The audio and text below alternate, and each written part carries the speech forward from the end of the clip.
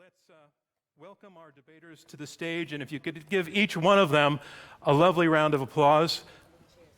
Starting with, ladies and gentlemen, please welcome Stephen Rattner.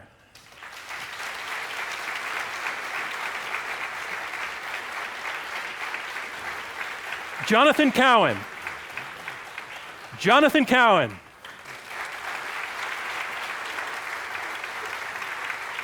Jeff Weaver.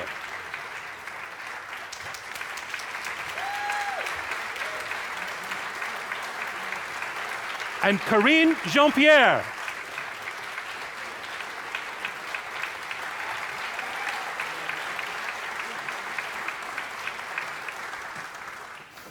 Thank you, everybody. You're doing wonderfully on the applause.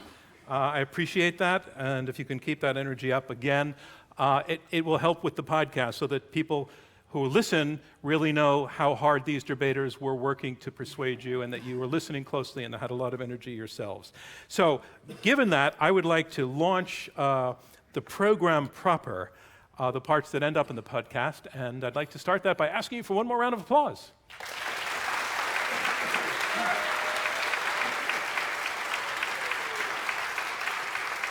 What is going to work for the Democratic Party? Work in the sense of getting more voters to choose the color blue and then stay there, beyond the 2018 midterms, all the way into 2020. Well, some say that the Democrats need to swing more to the left, to the kinds of ideas and promises that, under the rubric of progressive populism, set the party up as standing for game-changing policies like Medicare for all, or tuition-free public education, or a guaranteed federal jobs program. But hold on, others say, including a lot of Democrats, those are promises that cannot possibly or reasonably be kept, and they may sound so radical to so many that they will push more voters away than they will pull in. Better, they say, to let the Dems stay close to the center and let the Republicans look like the outliers. Who is right? Well, let's find out, because we think this has the makings of a debate. Yes or no to this statement: progressive populism will save the Democratic Party. I'm John Donvan, and I stand between two teams of two thinkers on this topic who will argue for and against that resolution. As always, our debate will go in 3 rounds, and then our live audience here at the Kay Playhouse at Hunter College in New York City will vote to choose the winner. And if all goes well, civil discourse will also win. A reminder to our audience, I want to ask you one more time to cast your ballot before the arguments begin. Visit iq2us.org on your phone, on a browser. There are instructions, if you need Wi-Fi, about how to connect to that. Once you get there, you'll be presented with the choice to vote for the motion, against the motion, or to declare yourself undecided, which is a perfectly reasonable starting position. We're going to keep that vote open for a couple more minutes, and I want to let you know now that the way we declare victory to one side or the other is that after the arguments have been made, we have you vote a second time, and it's the difference between the first and the second vote that determines our winner. Our resolution is progressive populism will save the Democratic Party. We have one team arguing for that resolution. Let's meet them, starting with, first, ladies and gentlemen, welcome again, Karine Jean-Pierre.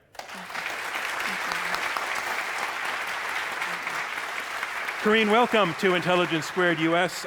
You are right now senior advisor and national spokesperson for MoveOn.org. You're also a lecturer at Columbia School of International and Public Affairs. Before that, you were in the White House under President Obama. You worked on both of his presidential campaigns. You were a campaign manager for the ACLU's Initiative on Reproductive Freedom, and most recently, the deputy campaign manager for Martin O'Malley for president. That is a lot of political experience. You have credited your career and your success to your parents. Absolutely. Why is that? Absolutely. First of all, thank you all for coming in this weather. Really good to see everybody, and thank you, Hunter College, for having us.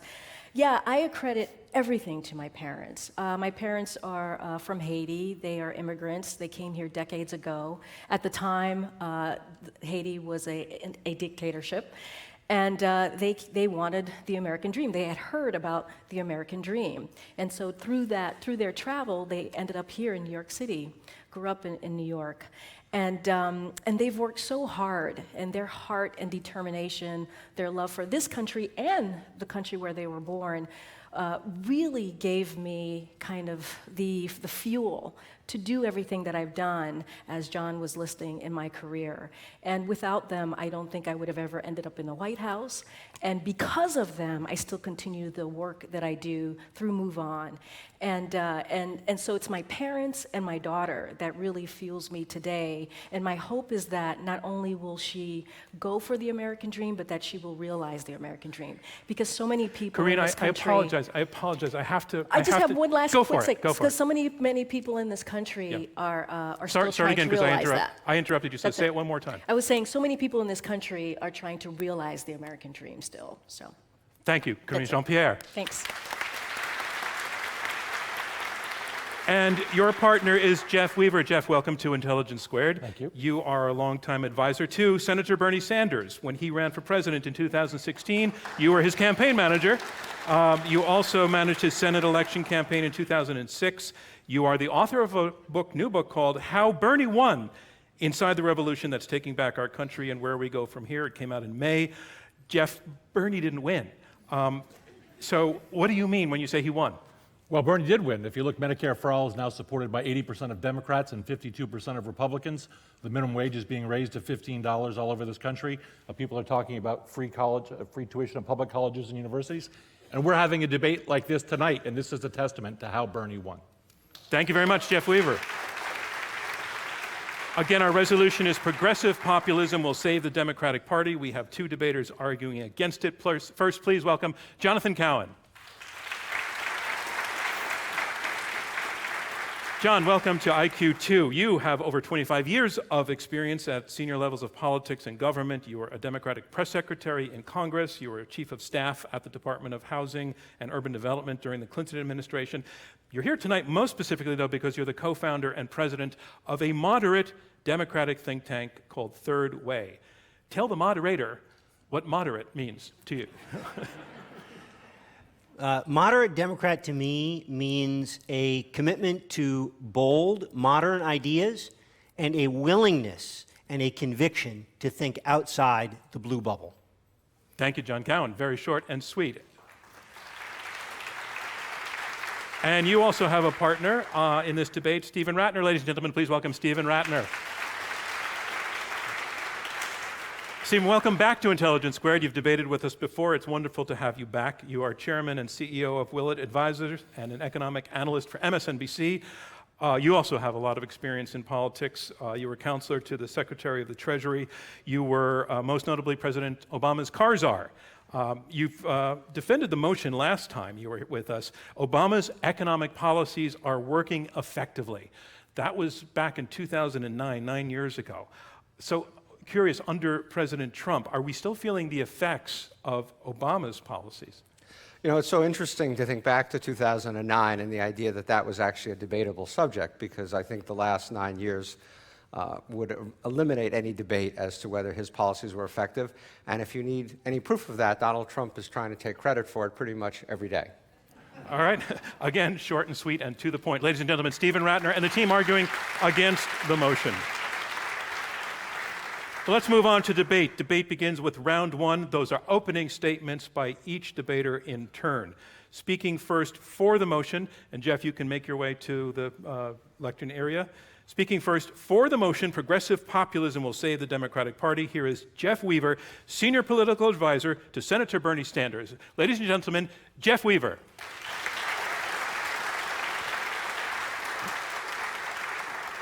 I want to thank you all for coming out. This is a very important question at this very difficult time in our nation's political history. Every day we are reminded that in many ways our country is on the edge of a knife, and we can slide either way. I think all of us recognize the great harm that Trump is doing in this country, the type of hateful rhetoric he's injecting into our country, and the way he is changing the mindset of so many people in this country toward a more divisive and destructive mentality. And it's our job, and you'll hear some allusions from me later in my comments about the 1930s in America, but in many ways we are confronting something that our allies confronted in Western Europe in the 1930s in Europe. And they failed in their attempt to strike down sort of ultranationalism and xenophobia and racism, and we cannot afford to fail. There's no one to come, there's no greatest generation somewhere else to come here and protect us.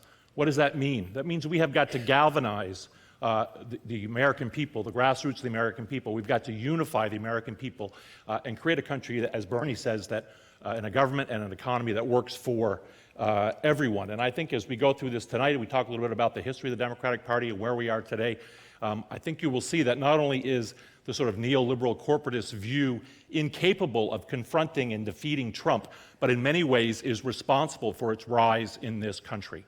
Our great party, the Democratic Party, the modern Democratic Party, was born in the crucible of the New Deal. FDR came into power at a time of great economic calamity, as all of you know. It was a worldwide depression, and against great opposition from Republicans, from business interests, and frankly, from many inside the Democratic Party.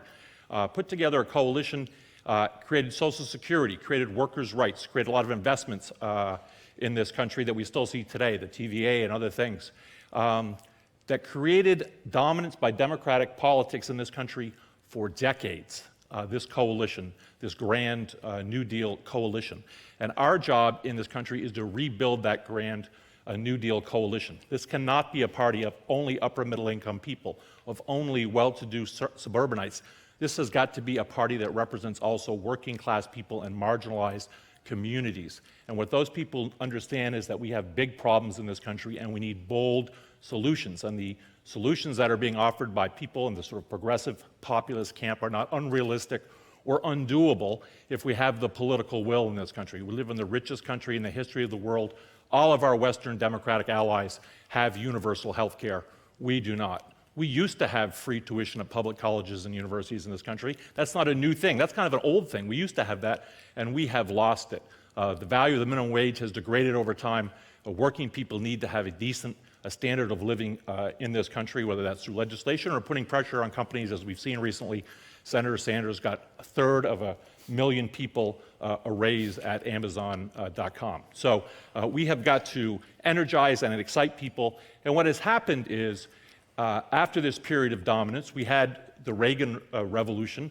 Although we did not lose the House during that time period, we should remember that. We had the Reagan Revolution, and then a group of folks came along and said, the problem with the Democratic Party is we're not really enough in the pocket of Wall Street and financial interests. And if we do that, we can really win. And they did win.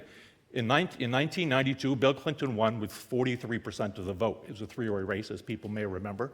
And 2 years, then he went down a path of neoliberal economics. We had NAFTA, we had most favored nation status with China, and we destroyed the relationship between the Democratic Party and its historic working class base in this country.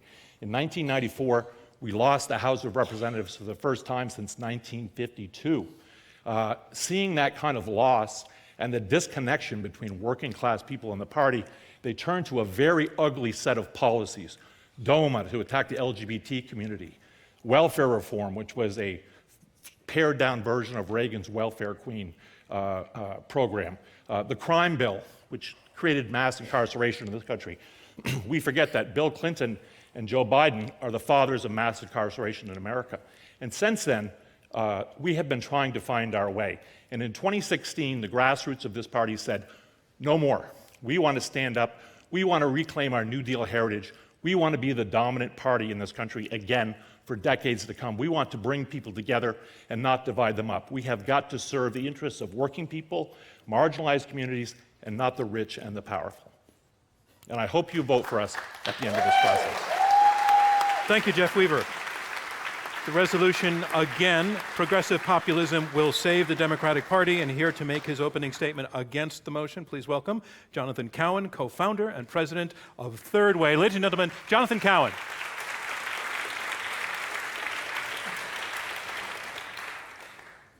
The question before us is this. If Democrats run on the ideas of the progressive populists, will that save the Democratic Party?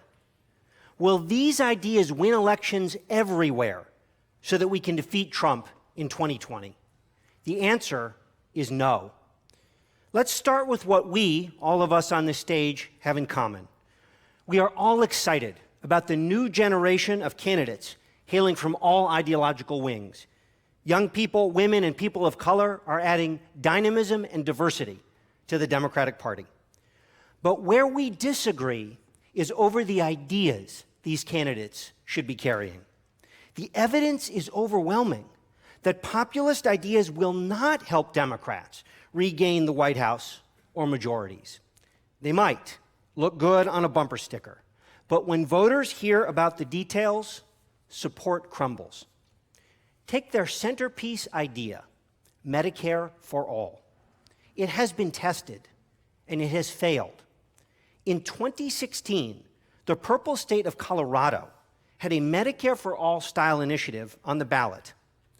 It was decimated. 79% voted no. It lost in liberal Boulder. In deep blue Vermont, the state passed single payer in 2011 and gave up on it just 3 years later because the costs and tax increases were simply too high. Now, I admit that during these midterm general elections, there have been lots of Medicare for all ads on the air. But here's the rub. They're not being aired by Democrats. They're being aired by Republicans as attack ads on Democrats. The GOP knows that if they can label every Democrat as a backer of Medicare for all, as well as other far-left ideas like abolishing ICE, they can retain the House. So yes, their signature ideas are politically potent for Republicans. Progressive populist ideas are not going to elect Democrats and save us from Trump, and Democratic voters agree. Bernie Sanders and his allies proclaimed that this would be their year. And to prove it, they backed a lot of Democratic primary candidates carrying his agenda. Well, the primaries are over, and how did they do? 23 million people just voted in the Democratic primaries. They were our most energized and committed voters, turning out in historic numbers to put a check on Trump. And they represented a big tent Democratic Party, young and old, urban, suburban, and rural, white, black, Hispanic, and Asian. And most of them voted for the more mainstream Democrat and against the Democratic Socialist. Yes, there were notable exceptions. Alexandria Ocasio-Cortez and Rashida Tlaib won by running inspired races in cobalt blue districts. But mainstream Democrats won almost everywhere else. In the House, non-incumbent candidates aligned with the moderate New Democrats won 32 of their 37 primaries, a stunning 86% win rate. Meanwhile, Our Revolution, the group formed by supporters of Bernie Sanders, had a dismal 39% win rate. So if running on a Sanders-style platform is the way for Democrats to regain power, someone had better tell the 23 million Democratic primary voters who felt otherwise. And if candidates carrying these ideas can't win primaries, that agenda clearly has no chance of delivering victories in a general election. In June of 2017, Bernie Sanders published an op-ed titled, quote, "How Democrats Can Stop Losing Elections." In it, he proclaimed that his ideas were the key to victory. But on the very day it was published, Democratic primary voters in Virginia had to choose between Ralph Northam and Tom Perriello as their gubernatorial nominee. Perriello, a talented former congressman, proudly embraced a populist agenda and even featured Bernie in his ads. Northam ran as a proud moderate. So it was a great field experiment for tonight's debate motion. If progressive populist ideas are the way to win, then especially in a Democratic primary, it must be that the populist Perriello won handily. The reality? Northam crushed him by 12 points and went on to easily win the general election. That Virginia win by a moderate kicked off the primary season. Andrew Cuomo's resounding victory over Cynthia Nixon marked the last. With a handful of exceptions, primaries in the 48 states in between delivered similar results. Democrats chose moderate nominees who fit their districts and states and were best positioned to win in a general election. So remember, if you vote for this motion, you're not saying that Democratic socialist ideas and the candidates carrying them can win in Queens. You're saying that these populist ideas can win and save the Democratic Party everywhere. 23 million Democratic primary voters just weighed in on this question. And if they were here tonight, most of them would once again vote no on this proposition. I hope you'll do the same. Thank you, Jonathan Cowan. And a reminder of where we are halfway through the opening round of this Intelligence Squared U.S. debate. I'm John Donvan. We have 4 debaters, 2 teams of 2, arguing it out over this motion. Progressive populism will save the Democratic Party. You've heard the first 2 opening statements, and now on to the third. Debating for the resolution, here is Karine Jean-Pierre, Senior Advisor and National Spokesperson for MoveOn.org. Ladies and gentlemen, Karine Jean-Pierre.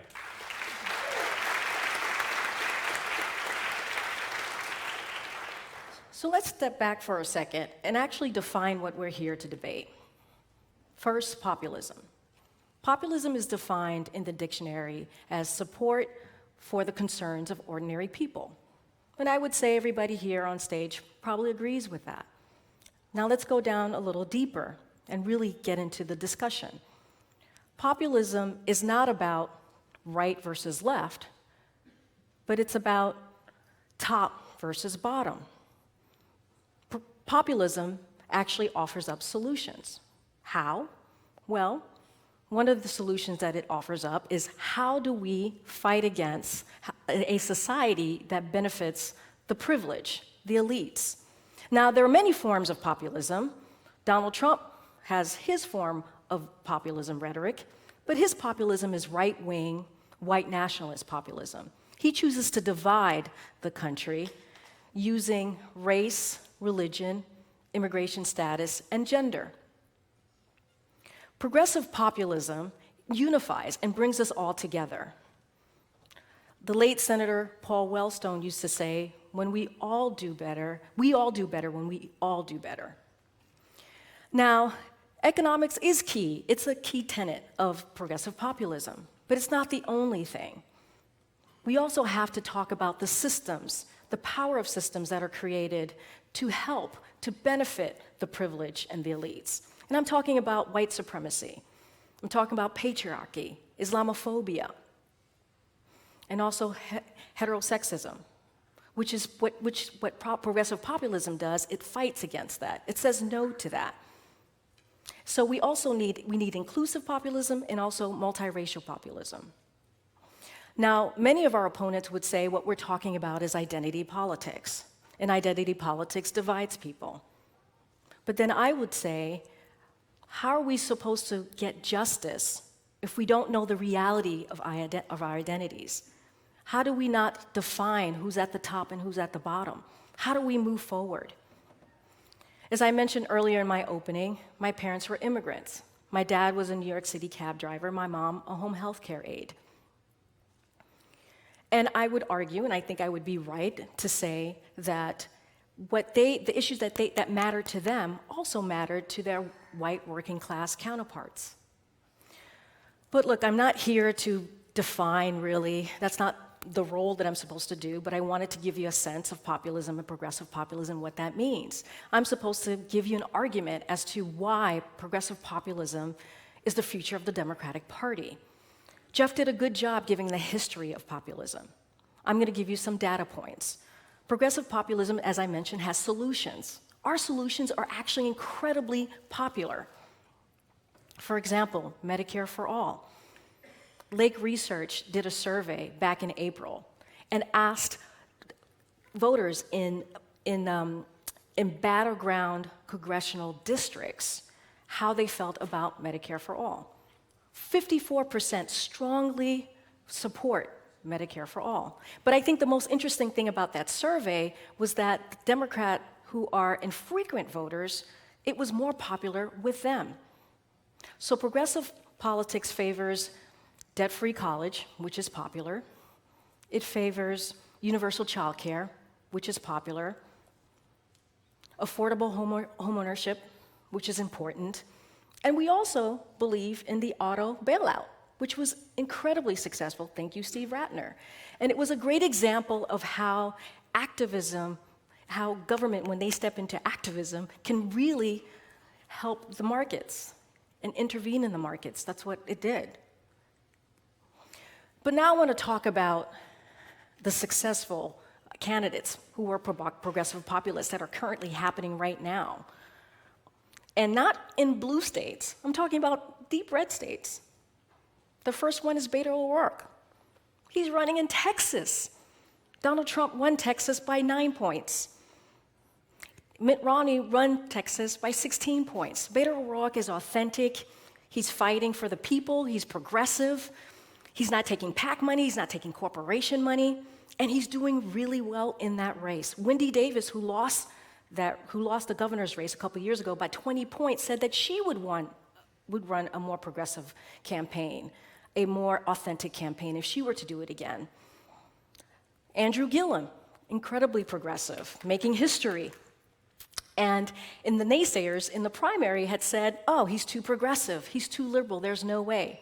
He came out in the general election, has been leading in all of the polls. In Florida, Trump won that by 1 or 2 points.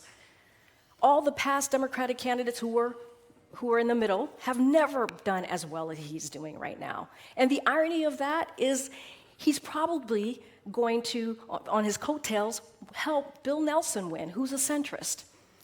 Look, it's not going to be up to us who are on stage that's going to decide what the Democratic Party is going to do. It's going to be up to activists and voters out in the country, across the country, and they're making it loud and clear. They want the Democratic Party to challenge, I should say, status quo, and to fight for the 99%, not the 1%.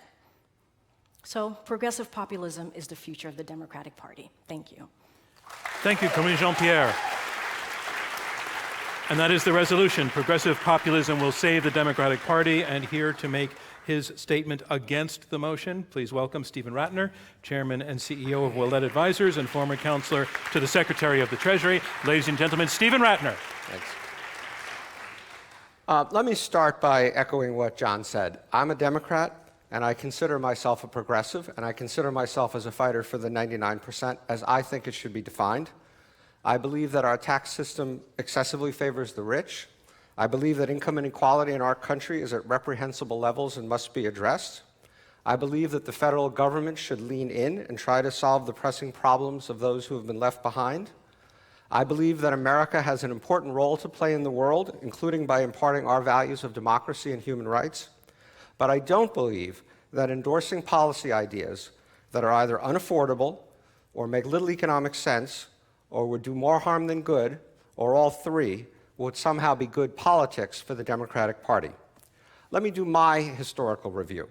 There has not been a single Democratic president elected in our history espousing the kinds of policies that the proponents of this motion advocate. Not FDR Jeff, who ran in 1932 on a platform of balancing the budget. Not John F. Kennedy, who, by the way, cut taxes for the rich. Not Jimmy Carter, who ran as a self-styled New Democrat. Certainly not Bill Clinton, and not even Barack Obama, who Senator Sanders attacked as weak for not pushing more robust, i.e. progressive, policies. Then there are the losers.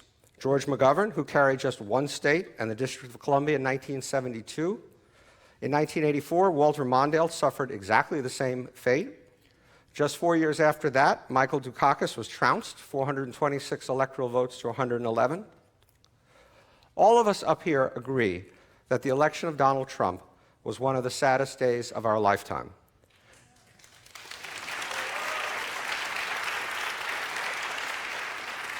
And with an approval rating hovering around 43%, there's no way he should be reelected. But if we want to make the unimaginable imaginable, just nominate someone out of touch with the mainstream of this country. We can talk all we want about energizing the base, but remember that only 33% of Americans are even Democrats at all. It's also worth noting that the share of independents at 37% is the highest in 27 years. Last I looked, you needed around 50% to win. You've heard the suggestion that Bernie Sanders could have beaten Donald Trump. We'll never know, but we do know a few things. For starters, it has historically always been very difficult and rare for someone of the same party as a two-term incumbent to win the presidency. After 8 years, voters generally want to change. as they did in 2008 and again in 2016. We won't have that impediment in 2020, but we will have a more important problem that hurt Mrs. Clinton: the fact that Democratic voters are increasingly concentrated geographically, particularly in big blue states like New York and California.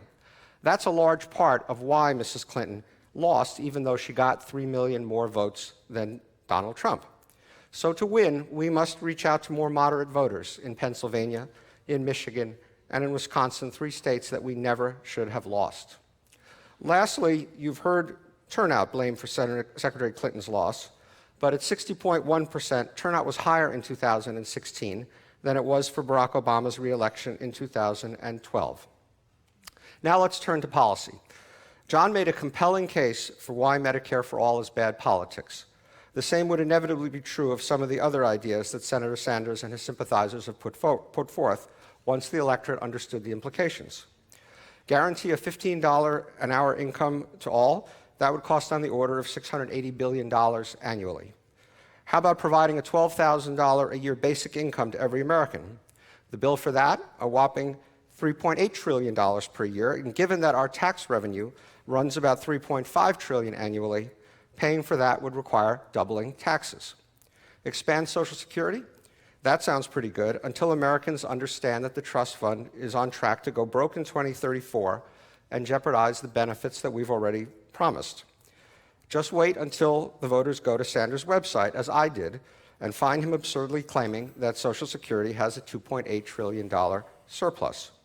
Make public colleges and universities tuition free, as Jeff suggested. It's a great goal for the underprivileged, but if any of my kids were to go to a public institution, I have no idea why they should get a free ride. Break up the big banks? That sounds appealing, although apparently not to Mr. Sanders' Senate colleagues, none of whom have signed on as co-sponsors of his bill. Abolish ICE? Only 32% of voters want that, while 53% understand that Immigration and Customs Service, albeit with reforms, is something that we need to have. Even among Democrats, only 44% want to abolish ICE. As I close, I want to re-emphasize the extent to which I share the goals of the populists. I share everything that has been said before me as a goal, but we should address the critical issues facing our nation by putting forward responsible, prudent policies that will attract the coalition of voters that we need to keep Donald Trump from another 4 years of destroying America. Thank you. Thank you, Stephen Rattner. And that concludes round 1 of this Intelligence Squared U.S. debate, where our resolution is progressive populism will save the Democratic Party. Please remember to keep in mind how you voted at the top of the evening, because we're going to ask you to vote again after you've heard all of the arguments. Again, I want to remind you, it's the difference between the first and the second vote that determines who our winner is. Now we move on to round 2, and in round 2, the debaters address one another directly, and they take questions from me and from you, our live audience here in New York City. Our resolution is this: progressive populism will save the Democratic Party. What we seem to be hearing about, basically, is a dispute over how most voters or many voters will respond to the set of policies that are identified with progressive populism.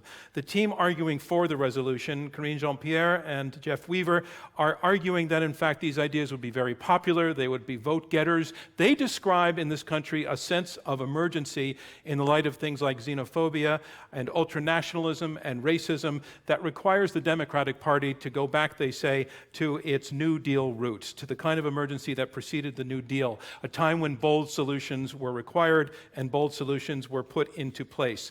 They also describe a tension between top and bottom, and in that framework, they say these are solutions that appeal to the bottom. Ideas like Medicaid for all, free public college tuition, abolishing ICE, housing as a human right. Their bottom line is that these things are needed, these things will be popular, these things are what the party should and will stand for, and will also get votes. The team arguing against the resolution, Jonathan Cowan and Stephen Rattner, they identify themselves as progressives, but they say the problem with their opponents' ideas is a thing that I think I could describe as political reality. They say that these ideas just are unsustainable, they can't be carried through, that the public sniffs that out, that these ideas will scare the public, they look great on a bumper sticker, but in reality, voters will not go for them. That they cite instance after instance where given the opportunity to either vote for these things, they voted against, or when put in place, they ultimately failed. They say these ideas will, in fact, help the Republicans the more that they can be identified with the Democratic Party. So I think that gives us an overall sense of what the issues are here. And I want to take a question to you, Jeff Weaver, from something that your opponent said, in that the Democrats need to have moderates come into the tent. And what occurred to me is it almost sounded as though they were saying that you and Karine are arguing for appealing to the Democratic base, and that the moderates, not that they don't matter, but that you just can't get them. I want to see if I understand that correctly. Yeah, well, that is not what we're saying. And it's interesting if you want to talk about elections, because we just had a presidential election, and so we have a lot of experience. We had a hard-fought Democratic primary between Secretary Clinton and Bernie Sanders. And the evidence is pretty clear. I've seen a zillion polls in a zillion states, as you could probably imagine. And Bernie Sanders was winning rural Democrats, conservative Democrats, moderate Democrats. And Secretary Clinton was doing much better with suburban Democrats who, on paper, look liberal because they are, they're pro-choice and they support that end of global warming and so on and so forth. So the modeling that was done clearly showed that Bernie was winning the very voters that you were talking about in red places. They were coming out overwhelmingly for Bernie Sanders, which is why he won in Oklahoma, he won in Kansas, he won in Nebraska, he won in Utah, he won in Idaho, and on it goes. And in fact, it is these voters that we need to, that I'm arguing we need to bring back into the tent. Working class voters in red states. This question about geographic concentration of Democratic support is a very, very serious problem that we have in an electoral college system, and we need to broaden our support geographically. And the way you do that is by being unapologetically on the side of working people in these states. We all forget that the Midwest of this country used to be the center of progressive politics in this country. The Plain States was where progressivism rose in this country. And we have lost touch with those people because the truth of the matter is that there are many people in that wing of the party who really don't like those people very much. Okay, Jeff, let me break in to let your opponents respond to some of what you said, because you said a lot. John Cowan, basically, Jeff is saying that those voters in the red states that you say would be driven away by these ideas would not be driven away. Okay, well, let me address that. But first, let me address the last comment you made, and maybe I misunderstood it. But if you're saying that I do not like a bunch of working class voters, that's beyond offensive and ridiculous. As long as you don't Excuse have to do me, Jeff, to really let me help finish. them. That's offensive and ridiculous, okay? sorry I've you're devoted offended. 25 years of my life to Democratic policy and policymaking. I was the chief of staff of the Department of Housing and Development and visited hundreds of public housing developments all over America. So that's offensive. The debate is not whether we feel or you feel more passionately about helping the struggling and working middle class of this country. The question is, and you keep trying to reframe the question is this: not whether people in the audience like your ideas, it's whether those ideas will win elections. And they don't win elections. That's just That's not true. I'm sorry. Empirically not true. A different debate another night is the policy merits of them, or in fact, whether people love them more or less. But that's not the question. The question is, if Democrats run on your ideas, will they win?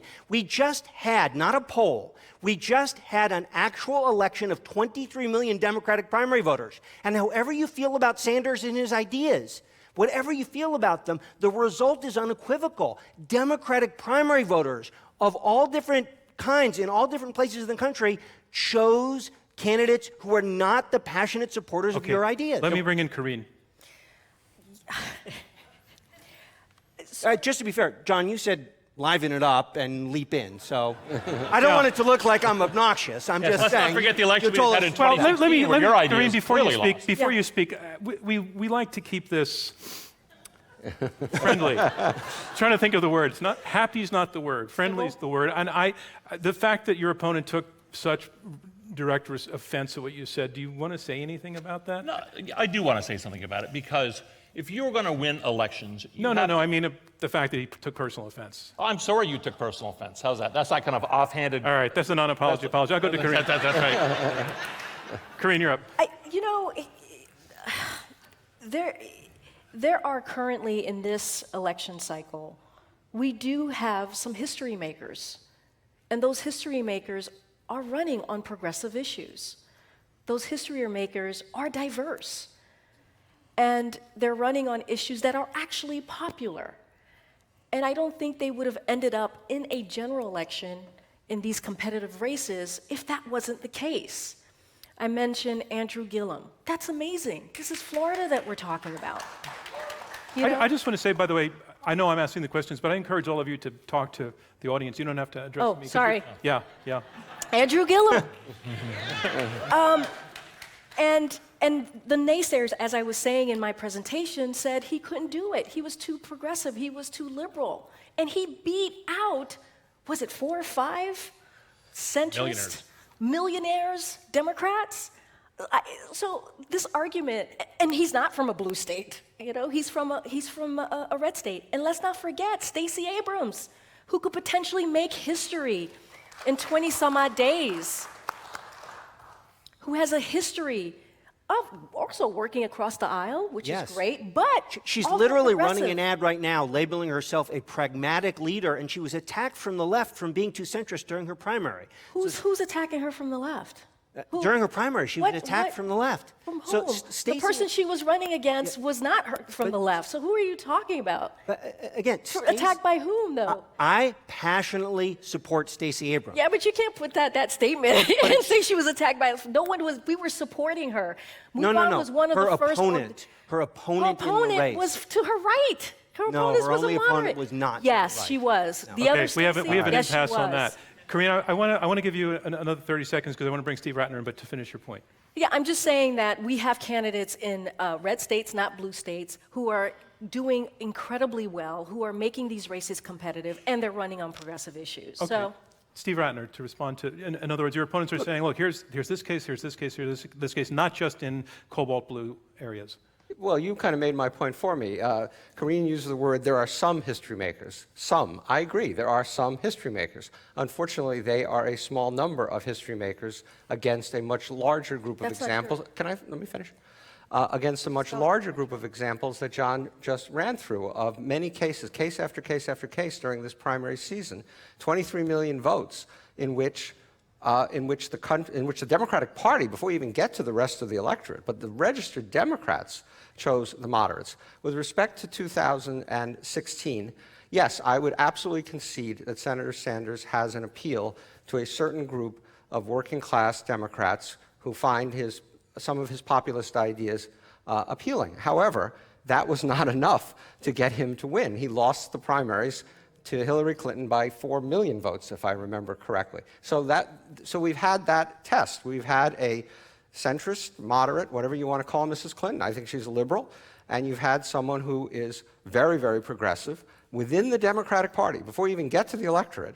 And the Democrats, the registered Democrats, said, we want to go this way. And that is the preponderance of the outcomes. Not that there aren't examples that support your thesis, but they are a small number of examples against a large number. Couldn't beat Trump. Excuse me? Your candidate could not beat Trump, and another candidate like that candidate won't beat him in 2020. No. First of all, you have no way of knowing that. Number one. Number He two. didn't win. We know that. But your candidate couldn't beat our candidate. Yeah. So if your candidate couldn't beat our candidate, how your candidate beat?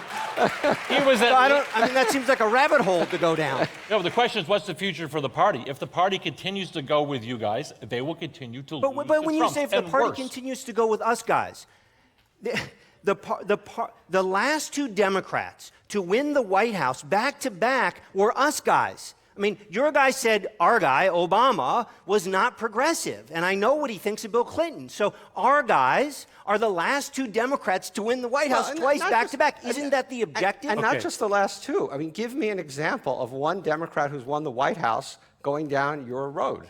Nobody. Mondale, Dukakis, McGovern got massacred. Well, I would massacred. I wouldn't put Karine, all in yeah, my category. So I have to push back on Steve Rattner.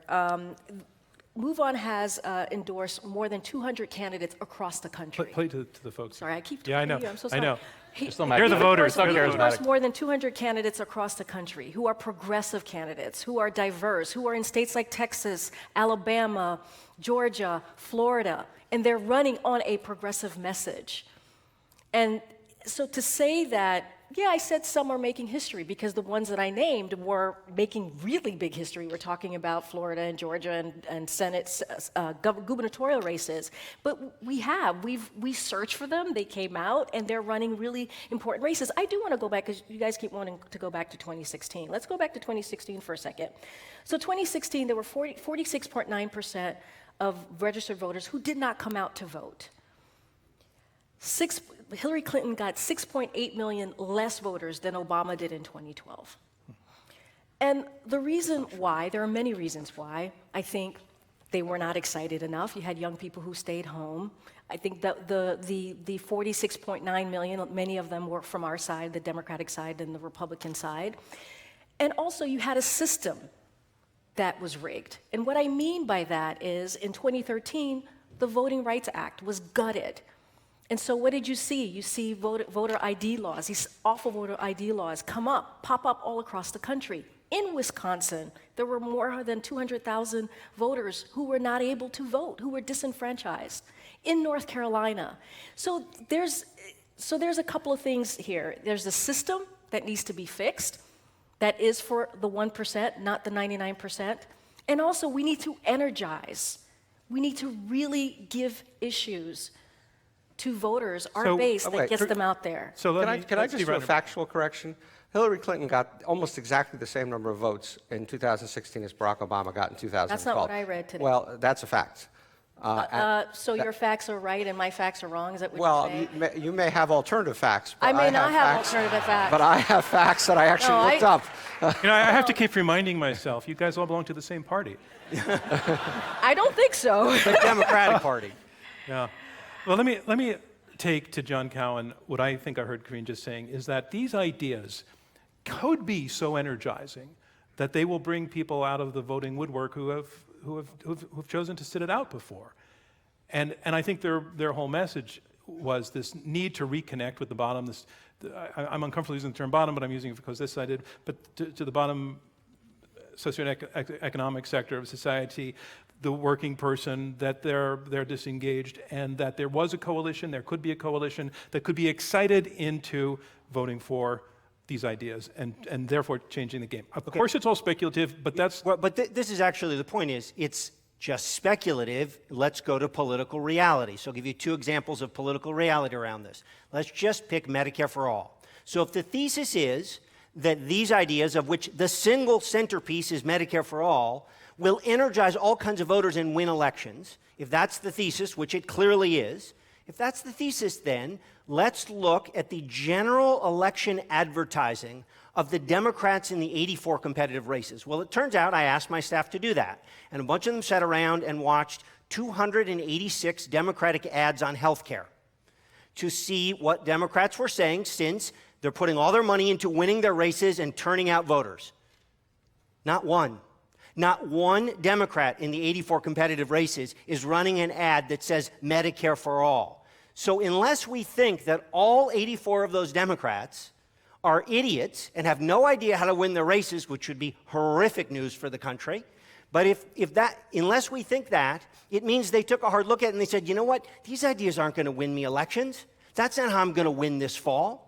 I'll give you one other... Well, you gave an example. I want to let your opponents respond to something. Yeah, and I've seen the polling that informs the DCCC's messaging on this, and let's be clear. I mean, you understand this, that these candidates, by and large, get messaging from the DCCC about how to message on healthcare and a whole bunch of other things. So they can obviously disagree with that, but many candidates do message often what the DCCC sends them. The DCCC is very hesitant about Medicare for all. Just for listeners who don't know what the Democratic Congressional Campaign Committee is, the arm of the Democratic Party which supports House candidates, House of Representatives. Great, thanks.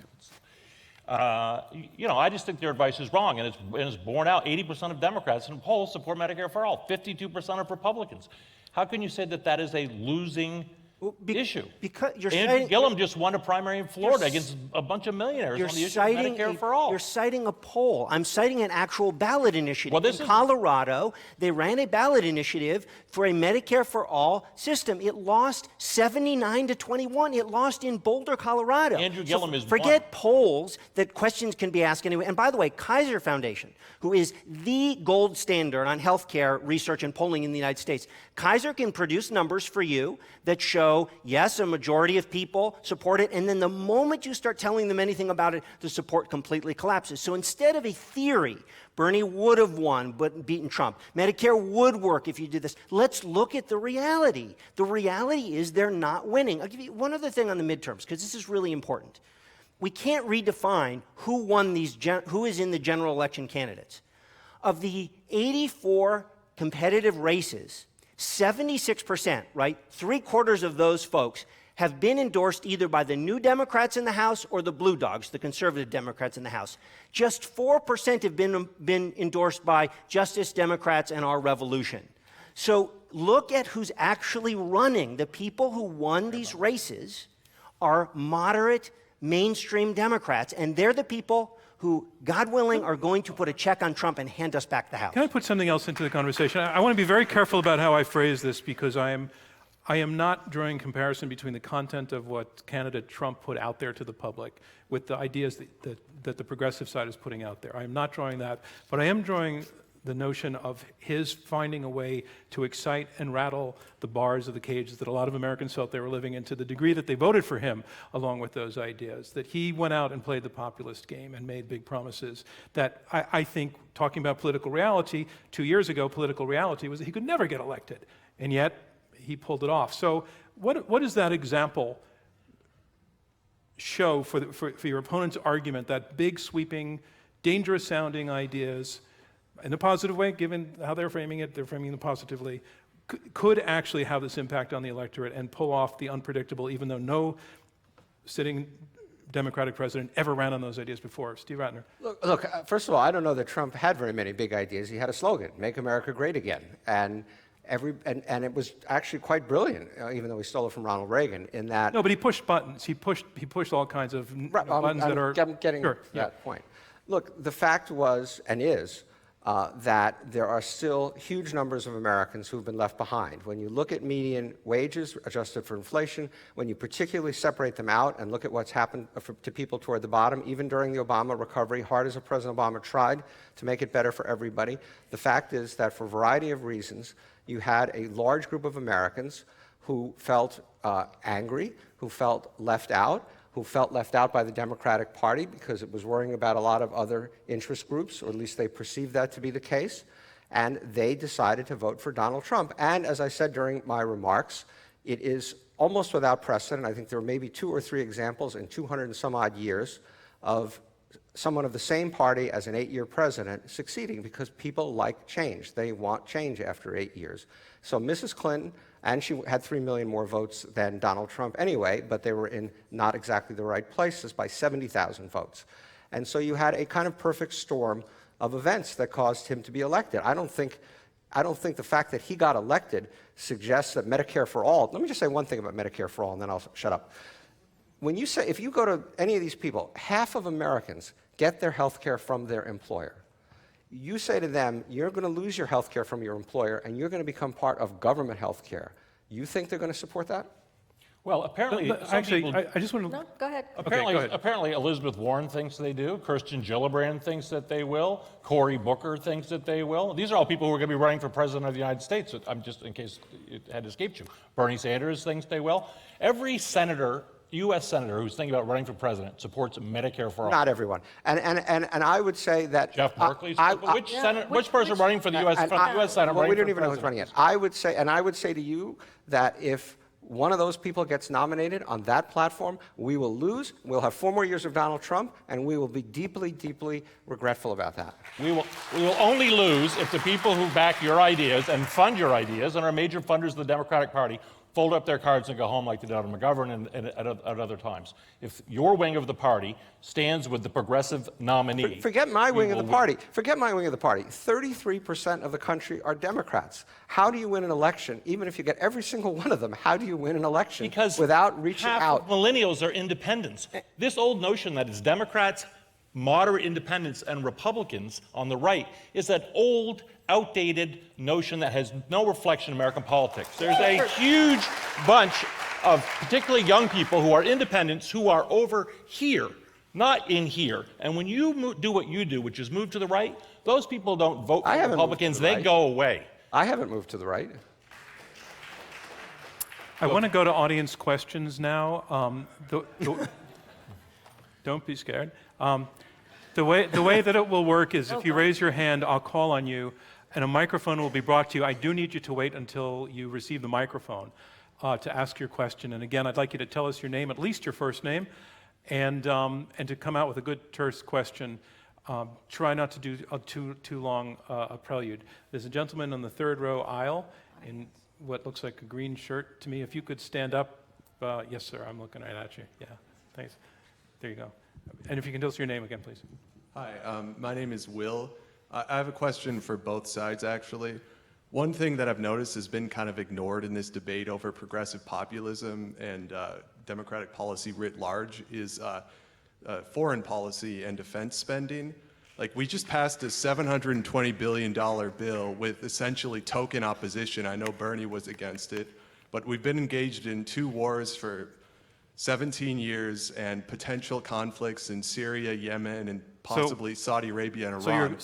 My question is, what do you consider, what should the Democrats do for foreign policy, and how should they differentiate themselves from the Republicans, or if they should at all? And is there a progressive populist position on foreign policy? Let me take that first. Karine, do you want to take that? No. Jeff? Jeff? I'm good. Well, in fact, I would refer you to a couple. Bernie just gave a speech at Johns Hopkins before yesterday, and he had an article in The Guardian not long about that, concerned about the international rise of what he called an axis of ultra-right nationalism, which we're seeing around the world, unfortunately in this country as well, Russia, Poland, Hungary, Israel. We've now seen it in Brazil. And we have got to bring countries together around the world to combat that, right? I mean, we're again talking about the 1930s. But what that does not mean is that we go to war every time there's, some economic interest of the billionaire class is being attacked somewhere. This is the history of foreign policy, certainly in Central America and Latin America in this country, and certainly in the Middle East. I don't think anybody here in this room can seriously say that if we weren't addicted to oil, that there would be any Americans in the Middle East. There are lots of places. Let me stop you there, because I have a feeling your opponents are going to agree with everything you just said. Yes. Okay. All right, so I don't think we have a point of conflict on that issue. Sir, if you could stand up, I'm looking at you. I know that, no, I was about to say it's a little inaccurate who I'm looking at, but there you are. Got it figured out. And the mic's coming down for you. And I'm going to try to reach some people farther back in a minute, too. Just a little point of fact here. It is true that 2016, 2012, the voter turnout was around the same. However, in 2016, it was significantly down among people of color and among working people. Do you think that nominating somebody who gives paid speeches to Wall Street, who doesn't really have a very good record on race baiting, criminal justice reform, was the right choice given those factors? I think that's a fair question for this debate. Karine, do you want to take that? I'm sorry, what was the question? Well, do you want to put it, do you want to name names in your question and make it very clear? Hillary Clinton was a centrist and was from the Wall Street wing of the party, and her numbers suffered among, overall they were around the same as Obama's, but they suffered among low-income people and people of color. And what you're really saying is, had there been a populist, maybe Bernie Sanders, instead of Hillary Clinton, would we be with the President Trump today? I think that's your question. Yes. I'll take it to Yeah, Karine. I think what we saw in 2016 with Hillary Clinton and people of color is that they were not inspired to vote for her. The issues weren't there. They weren't talking to them. Another thing that was happening around that time in 2015 was the Black Lives Matter movement, which really played into Hillary Clinton's platform, right? The crime bill came up, which was a big issue that came from the moderate Democrats, and it played into the elections of 2016. And so there was a lot of feeling from, in particular, young black voters who didn't feel that the campaign was talking to them, who didn't feel that there was a place for them, because they remembered the Clinton years, because of what was happening in 2015 with young black bodies being killed on the streets. And they didn't feel like there was an answer to that for them, and so they weren't spoken to. They weren't interested. Right, they were not excited to come out and vote. Let me take your point to John Cowan. So, I think you have to. I think it's a great question. It's a fair question. To disentangle problems with Hillary as a candidate from the question tonight, and the question tonight was Hillary Clinton a crappy candidate or not? That's not the debate motion. The debate motion is, if a candidate in the future carries these ideas, will that candidate win? I've not heard much evidence that that's the case. And I think you really have to distinguish the difference between liking some of the ideas, whether they're good or bad ideas, from whether they'll win. And I've not heard evidence that those ideas would win. So, for example, popular lose 79-21. Why wouldn't they do this? They're doing it because these ideas, Medicare for all, he's right, that's true. They're all from safe blue places. They're all from safe blue places. Our job as a party is not to figure out how to make blue places bluer. It's how to make red places blue and purple places. Job. Yeah, I would say a couple of things. And you're right. You know, I think progressives in this party have not gotten... You can stop at you're right. That's okay. Progressives have not gotten a fair shot in this party in terms of funding and other things and an audience over the last 20 years. But what we do know is that your point of view has destroyed the party. And so it cannot be worse than what you... How do we know that? My point of view was... Your free trade deals destroyed the relationship with working class Democrats. Your call for cutting Social Security is going to kill this party. You guys represent a certain group of interests. I get it. It's cool. Like, this is a big tent party. But you cannot be the dominant voice in this party because you have no credibility with working people. When you go out and talk to real people in the real world... Wait a minute. No. We have no credibility with working people. So just to be clear, because you and Bernie have said this many times, my people are Barack Obama and Bill Clinton. You've said that a million times. You said Barack Obama wasn't progressive. So the two people who are our people... were widely supported by working class people. Barack Obama built an amazing coalition. In fact, I think our challenge is to rebuild the Obama coalition, the centrist Obama coalition, just to be clear, because that's actually what we have to do. I don't know what you mean. I want to add some. You make a point, then I want to add something to what was just said. So there are a couple of things here. The Obama coalition was people of color, young people as well, which was a big part of the Obama coalition. They came out in record numbers. Obama would not have won in 2008 or 2012 without them. Trust me, I know. I worked on both campaigns. Wait, let me finish. So you took offense when, I can't remember what Jeff said to you. But all night he's been taking. Yeah, I can't remember. He said you don't care about working class people. Okay, the moment that I bring up the crime bill, right, and I say, hey, that's something that you guys pushed forward. Now, oh, wait, we're talking about Hillary Clinton as a candidate. Thank you. Let's not do that, okay? Yeah, Thank you. that's not helpful. I'm making a point of that. The crime bill hurt with black people. And the question was, why didn't black people come out, especially young black people? And it was because of that. I want to say one thing. Look, let me just say one thing. Barack Obama didn't support any of your policies virtually. He didn't support Medicare for all. He didn't support free college tuition for everybody. He didn't Medicare for all now. He said it. That was 10 years ago. We're talking about 2008. Things have changed. Yes, but he got elected because he... And he supports it now. He said it. I don't think he supports Medicare for all. No, he said it. He actually said Go to the it. internet, folks. Let's also go back. Please go to the internet. All right, Tim, and I want to throw something into this conversation that comes from an interesting direction. The other day there was an op-ed attacking Medicare for all. It was written by Donald Trump. Oh, gosh. Sure. And he said, quote, "The truth is that the centrist Democratic Party is dead." And Joe Biden reacted to that. By the way, Biden has not confirmed whether he's running in 2020 or not, but he told a reporter for USA Today in London, tell Trump he should hang on. So what do you make of Biden's response? Does Trump's characterization of the party have any traction with voters out there, and does Biden have anything useful to say about it? I'm happy to. Trump is saying that because his greatest fear is running against someone like Clinton or Obama, Bill Clinton or Obama. That's why he thinks he'll lose.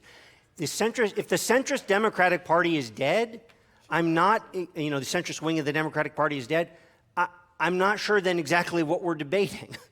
If Democrats regain the House, a third of the Democrats in the House will be self-described New Democrats.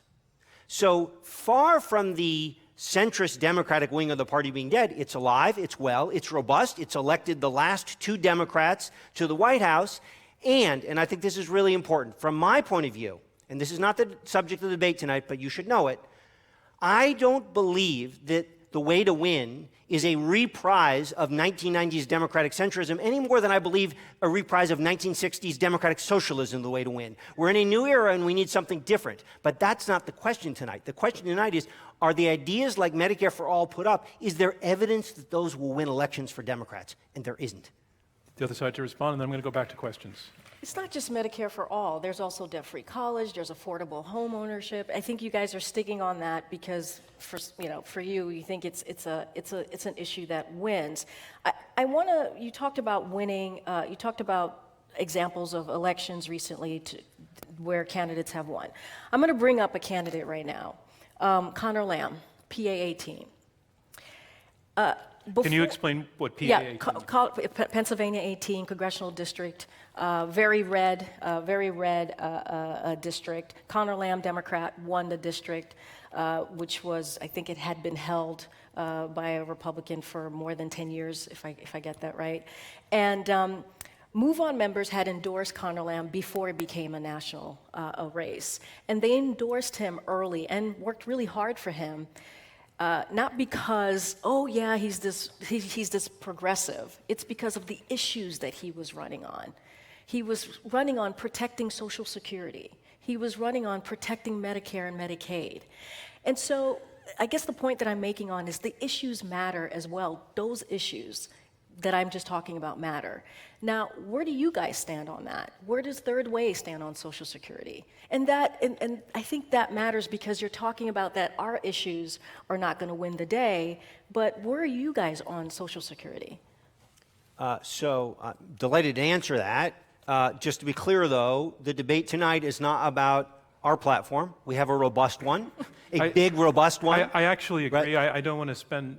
I'm just saying. I'm happy. I would love to have a debate about our platform. I think it's powerful, compelling, and would build a winning coalition, and is exciting and ambitious. But that's not the conversation tonight.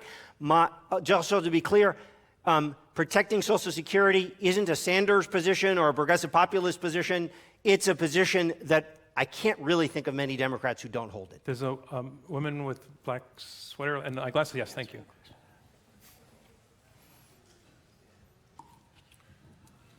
Hi, my name is Kath. I'm wondering, you mentioned the New Deal, and I was just looked it up, and it said the marginal tax rate, in order to pay for that program, went from 25% up to 53%, up to 94%. And most other countries that have the Medicare type for all, it's 70%. How will you get normal working people to be willing to pay 70% increase in taxes in order to pay for others? And I assume your question is put something as a challenge to the for side, correct? Yes. Okay, thanks. Yeah, well, there's a recent study out, and again, on Medicare for All, let's also point out that over half of the Democratic members of the House of Representatives support Medicare for All. There's co-sponsored legislation in support of Medicare for All, so this is not a fringe idea, by the way. There was just a report that came out of a very conservative school in Northern Virginia, which showed that, in fact, aggregate healthcare spending in this country would go down substantially if you had a Medicare for All system. So will people be paying more taxes? Yes, they will be. There's no doubt about that. You can't get around that. Will they pay less in premiums? Yes, because they won't pay any premiums. They won't pay any co-payments. They won't pay any deductibles. We're going to finally be able to get our hands around the pharmaceutical industry who's ripping off this country and charging us the highest prices in the world. So in the aggregate, our country is going to save money. It's going to be good for business. Believe me, I have a small business with 7 employees selling comic books like crazy in Northern Virginia. I would love to have Medicare for All, frankly. And so anyway, so yes, people will have to pay more in the taxes, but they will pay less in other ways, and in the aggregate, people as a whole will pay less. Steve Rattner. Look, again, this is not a debate about policy, it's a debate about politics. And I would just say one more time that I do not believe if you go to half of Americans and say you're going to give up your employer-based health insurance and come on a government plan, they would think that was a great idea. But to answer more specifically the question about... But Steve, you say it's not about policy, it's only about politics, but you made the argument in your opening that these programs can't work. So they're saying, yes, they can. So I think it's fair to come back to you at that point. Well, that's a policy question. You want me to answer it? Well, yeah. Look, if you want to completely turn our healthcare system inside out along the lines of what Jeff is saying, we could talk about that as a policy matter. It would end up probably looking something like the National Health Service in the UK, which if you go to, no, let me finish, Jeff. But that's not what people are asking. Can I just finish? He can finish. Let him finish. What you just outlined, the things you just ticked off, sounds a lot to me like the way any national health, pick anyone you want, work. And if you go to one of those places, if you ask people in Britain, do they like their health care? They would say no, it doesn't really work for them. But I want to make a slightly different point, because the question was really about taxes. And you made the point that Clinton was elected in 1992, and we lost the House in 1994. Why did we lose the House in 1994? Because Bill Clinton raised taxes, and the people did not want that. So there is a limit to what amount of I'm for tax increases. I said that in my opening remarks. You can raise my taxes to whatever you want. But I think it has been well proven in this country that there's a limited tolerance in America and the way people think of America for raising taxes beyond a certain point. And I don't think it works politically. Okay, I want to go to some more questions. My hand was up first, sir. You know what? I'm going to reward that audacity, but I want to go to the questions over here first, then I'll come to you. But you better have a darn good question. Yes, you just did this, yes. If you could stand up. Thanks. Hi there, my name's Jen. I have a question for each side. To what extent do you think representation in the United States would be benefited from a third party? I think that I'm gonna pass on the question because it doesn't go to where we are tonight on the question of progressive politics. So unless you want to reframe sure. on I mean, the fly. just the fact that it's constantly like your side, as if like it's a different party. There's always in-party fighting, but there seems to be a claim of who is the true Democratic Party, and I guess That I like. okay, great. Which of you is representing the true Democratic Party here tonight? No, can I answer that seriously? Yes, yeah, I asked it seriously. Political parties, we don't represent the Democratic Party alone, and they don't represent it alone. The definition is of the thing you're supposed to do is build a winning coalition that does not just include your side or other people. So there's a wide range of views. The point is, if you want to get if you want to get the White House back, and large, sustained Democratic majorities to do good things for the working and middle class of this country, you have to build a winning coalition. That's the math. And you have to have ideas that will not impede you from building that coalition, but will help you build that coalition. Our argument is simple. Not that we're not debating every merit of the idea, but will they build a winning coalition? And when you look at it, they don't actually do that. Karine, Yeah, man, I have such a problem with that because what we're asking for is inclusivity. What we're saying is if you reach out, yes, the middle white working class in the middle America absolutely matters. No one is saying we don't talk to them. We're saying like, hey, there are brown people, there are black people, there are young people that needs to be reached out to. It needs to be inclusive. That's what we're saying. That's how you build a winning coalition. And it needs to be multiracial. And so for decades now, those folks that I just mentioned have felt left out. We have felt left out. Now we're at a point in 2018 where we see candidates across the country in red states and blue states that are representing everyone. And so that's the argument here, at least that I feel, which is you have to have inclusivity, you have to include everyone, and it needs to be multiracial, and we can't go back and just focus on one group. Can I just quick response to that? I agree, 100%, that you have to have a diverse coalition, and there's a lot of folks who haven't been represented well and spoken for well and part of the Democratic Party. That isn't actually the question tonight. The question tonight is, what ideas should those diverse group of candidates carry? What should they carry? And will those ideas enable you to win? I want to remind you that we are in the question and answer section of this Intelligence Squared U.S. debate. I'm John Donvan, your moderator. We have 4 debaters, 2 teams of 2, arguing it out over this resolution: progressive populism will save the Democratic Party. Sir, Mike's going to be coming from behind you on the right side. This is great that we're having this debate. My question is for Jeff Weaver.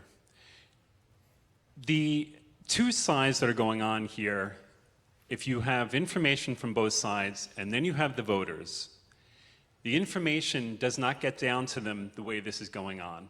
My question is, Jeff, bring up the points of the DNC skewing how information got down to voters, also the radical idea that Bernie ran a campaign that was not with money from the New York Times and not money from the Washington Post and all these other different corporations. Please tell us, clarify what was skewed in regards to getting the information from you folks to the average voter so they could make an important decision. I hate to tell you this, I'm going to pass on the question. I think it's worthy of a debate in the future, but it's not going to help us figure out whether progressive populism will save the Democratic Party. But thank you for asking it. Right back on the edge of the aisle, yeah, thank you. Mike will come down to you. Good evening, my name is Mel, and we keep talking about the working class voter.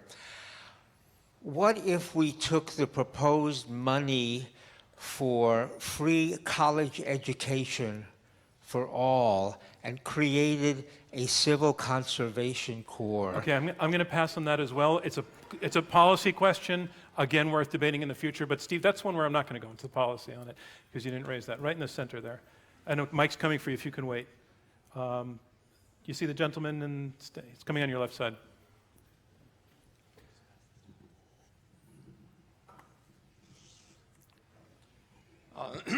This is a topic that may be too hot to touch. The IPCC, the Intergovernmental Panel on Climate Change, just released their latest report, and it's pretty apocalyptic. Okay, because the issue is precisely whether climate change is an issue that should be discussed, whether Okay, but I don't think that is an issue between these two sides in a meaningful way, so I apologize. It is I have to actually pass. a policy issue for the Democratic Party. Is this an issue that should be part of the platform?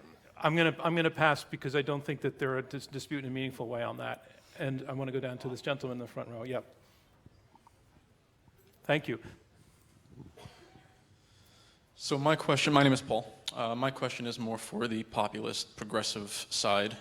So for people who are skeptical about too many government programs and being dependent on government healthcare and government-funded education and are fearing sort of losing their independence and freedom of choice, someone who is more moderate like me, who has left the Democratic Party and become an independent because I don't particularly relate with a lot of these ideas, how do you win me back? Bingo, what a great question. We'll take that. I mean, that's right on the table, so that's good. And you know, by the way, you're an independent, but of course all independents are not created equal, right? I mean, there's a whole broad range of independents, some of which are, again, to the left of the Democratic Party, some are to the right of the Republican Party. What I would say to you is, on the issue of free tuition in public colleges and universities, we already have K through 12. I think we all support probably going down to pre-K. I don't know if you guys are in that camp or not. So we have an arbitrary deadline where once you get past 12th grade now, we cut you off. We didn't used to, by the way, in New York State and California and other places, you didn't used to get cut off at 12th grade. That's an arbitrary thing that's been put in. I know Steve doesn't want his kids getting a free ride, but if his kid shows up in first grade, he's going to get a free ride. That's just the way we work it in this country. We have universal secondary, primary, and early education, and hopefully it's earlier. There's no reason why we can't have it for undergraduate school or even graduate school. Our European allies do, in many cases, do it that way.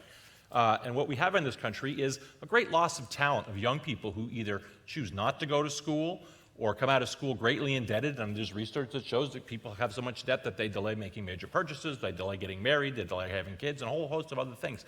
And we have got to be, if we're going to compete in the international environment, and I know these guys are all into competing in the international environment, as I am, as Karine is, we have got to have the best trained workforce in the country. We got to maximize the human capital of our population. And that means having people who are educated. That has a great social benefit. That's Jeff, not just a... I have to wrap this section. I just want to say to the gentleman who asked the question, so Jeff made a pitch to you on one of the particular programs that would cost money by showing you what the benefits would be.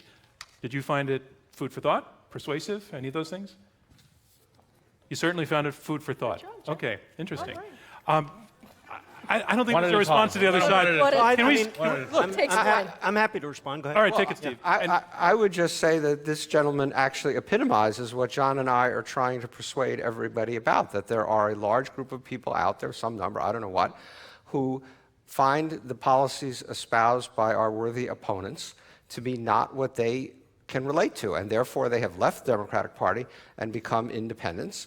And the chances of them voting, I hope they'll vote for another Democrat, the chances of them voting for someone from the populist or progressive, or whatever you want to call it, although I think I'm a progressive, wing of the party, are very low. Jeff just gave like a really great sales pitch for one program, probably one of the more popular programs on their list of programs. But I would love to see him go through that whole roster of things that he and his candidates espouse and see love to do it. if he can Love to convince do it. that Let me know when. gentleman, no, not me, that gentleman, to become a Democrat. Let me also make one other comment to what you said. And let me just, again, for the podcast listeners, when I asked the gentleman, did this give him food for thought, he nodded thoughtfully and said, yes, it did. When Jeff was telling his opening history story, I don't know if you noticed, but he skipped from 1994 to 2016. But something really significant happened then. In 2009, Democrats controlled everything: the White House, the House, and the Senate. So the real marker isn't 1994, the real marker is 2009. What happened since then? I would argue that a big piece of what's happened since 2009 is that Sanderism and progressive populism became more and more and more prominent and more identified with the Democratic Party, such that it drove a lot of voters away. We have to remember, 2009 was the high water mark in recent years for Democratic majorities and Democratic control of the White House. And again, Sanders said that Obama wasn't progressive, but Obama won twice and built a historic coalition. And I personally think, and I know Steve agrees with this, did some fantastic things as president that I'm really proud of as a Democrat. Yeah, this is really, look, it's really, you guys really setting up a straw, like, you guys are really setting up a straw man. I mean, it's ridiculous. On that note, I need to say that concludes round two of this Intelligence Squared U.S. debate, where our resolution is progressive populism will save the Democratic Party. So I know all four of you have a lot more you want to say. I want to see if you can pack it into your closing statements. These closing statements will be 2 minutes each. And making his closing statement, and you rise again for this, Jeff, making his closing statement in support of the motion, progressive populism will save the Democratic Party, Jeff Weaver, Senior Political Advisor to Senator Bernie Sanders. Thank you. Listen, we as Democrats have a challenge. We have got to build the coalition in this country that can beat back Trumpism. We cannot allow this country to go down that very dangerous road. Today we're seeing young children locked in cages, torn from their mothers. That's only the beginning of what can happen in this country. And to do that, we have got to rally working people and marginalized people and young people, excite them and bring them into the political process. The challenge facing the Democratic Party today is it going to be relevant in 10 years? Young people are overwhelmingly registering as independents. We have got to build the party of the future. We have to have bold vision. We have to have big plans to deal with big problems. These guys have had their shot. They have wrecked the party. They have destroyed the coalition that undergirded the Democratic Party for decades, and we can't let them have it back. Thank you. Thank you, Jeff Weaver. The resolution, again, progressive populism will save the Democratic Party. Here to make his closing statement against the motion, one more time, Jonathan Cowan, co-founder and president of Third Way. Why was it so important for me to be here tonight, and why am I so passionate? On the morning of November 9th, 2016, my twin 10-year-old daughters woke at 7 a.m., and in their bright, innocent voices, they asked, "Is Hillary president now?" That look, the shock on their face when I said no, Donald Trump won. I don't ever want to see that again. That's why I'm here tonight. And that's why all of you are. The question is, are progressive populist ideas the way to stop Trump and his allies? The answer is no. And 2 House races this year tell the tale in a microcosm. In Omaha, Nebraska, Kara Eastman, a Bernie-style populist, is trying to win back a swing congressional seat Democrats held as recently as 2014. That district is so even that the last 3 elections were decided by 3 points or less. Perfect conditions for a blue wave environment. So with all that, Eastman must be in great shape, right? Kara Eastman, running passionately on Bernie's agenda, is getting crushed. She's down 9 points. Meanwhile, in Central Virginia, Abby Spanberger is running as a mainstream Democrat. Her Republican opponent won that seat by 16 points 2 years ago. Democrats haven't held this seat in 40 years. Her race is tied.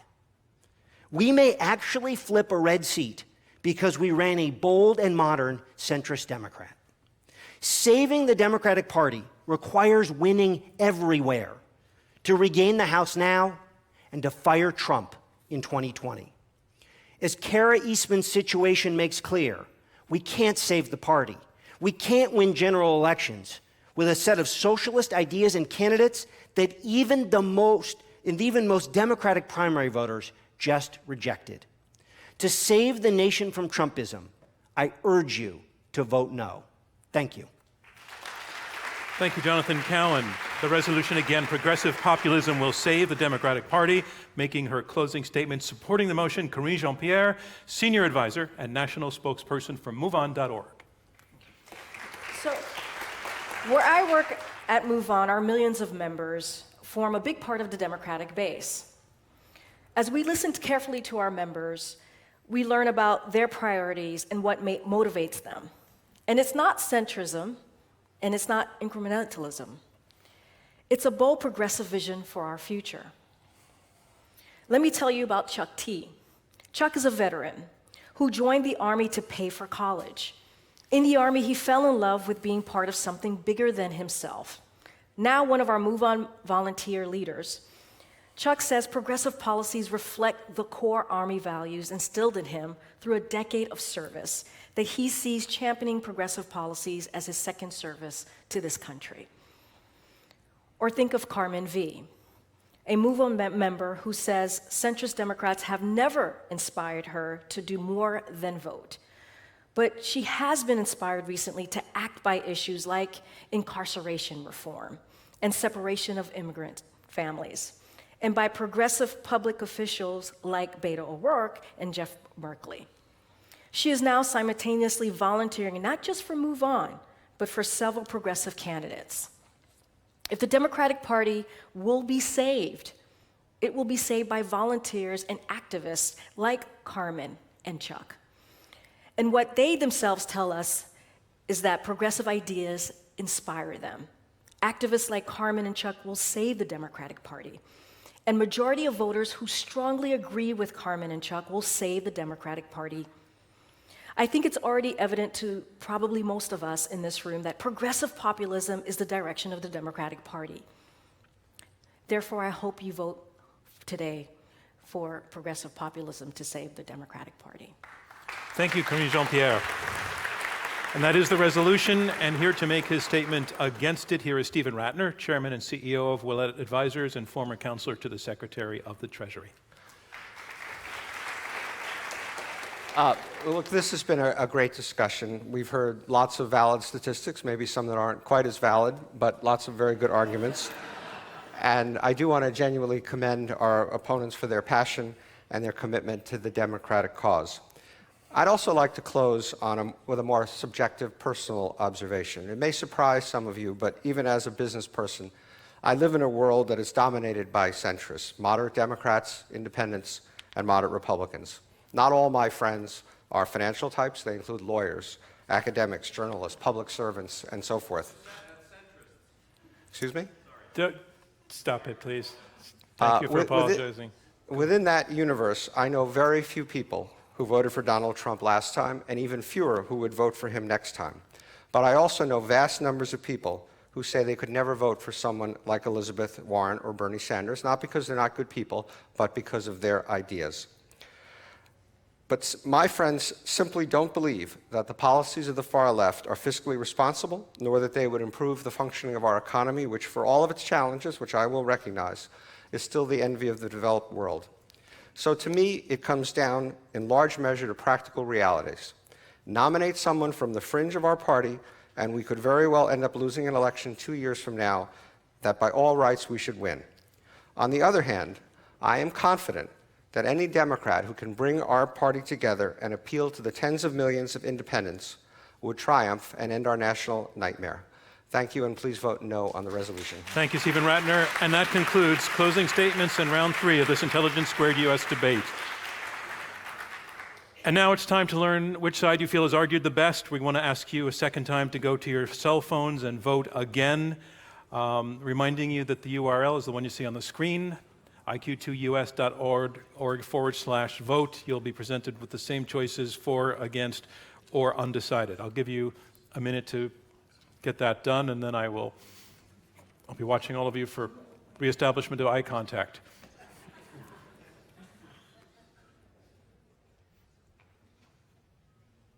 Okay, it looks like actually most everybody's done already. So, no? Well, I can't see your eyes in the back there, so. Rigged. Please. It's rigged. That's funny. While you're doing that, are you good with my moving forward? I only heard 2 voices say no. Important voices. Here's what I want to say. I want to say that, Jonathan alluded in the beginning that we said, we really like our debates to be robust. The 4 of you delivered really well on the robust, and at the same time, I think that with maybe one hiccup along the way, there was great respect shown for each other. You really, I think in the end, at some level, you might actually all be on the same side, but you made the disagreements among you meaningful and fruitful and illuminating for all of us. So I just want to thank the 4 of you for bringing one of the best debates we've ever had.